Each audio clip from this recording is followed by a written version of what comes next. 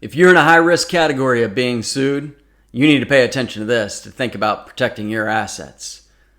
Right? Some people are just more likely to get sued than others. The lady who's a nun in a nunnery is probably not going to get sued very often, right? That's a low-risk category. Stay-at-home mom, never gets out of the house, stays in, never goes to the grocery store, does ordering and all that. Probably a low-risk category. But now let's take the higher-risk categories. Let's say you ride motorcycles.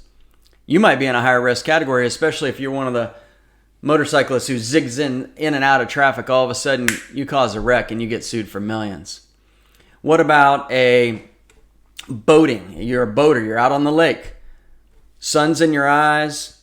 You're just cruising down the lake, but you don't see the person that's in the lake, and there's a permanent disability or death that occurs as a result of that. You didn't do anything wrong, maybe. You just couldn't see the person in the sunlight, just as an example. Busy boating day, like a Memorial Day weekend or something like that, right? High risk. What about you go out partying? You like to drink, you like to smoke a joint, do something like that. You get behind the wheel, you get in a wreck. You're more likely to get sued. You're more likely to get in an accident. What about a high-risk profession, like an attorney or a doctor?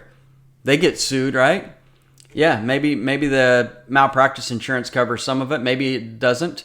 Maybe it's not sufficient. Maybe it doesn't cover whatever actually happened in your situation.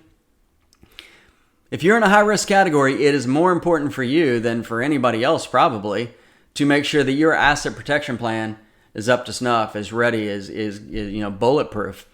And so you want to make sure you take steps towards that. So if you're listening to this, you're probably thinking, I'm a low-risk category or I'm a high-risk category. This one is not to say that if you're not in a high-risk category, you shouldn't have asset protection. That's not what I'm saying. What I'm saying is if you're in a higher risk category, it's even more important that you consider your asset protection plan.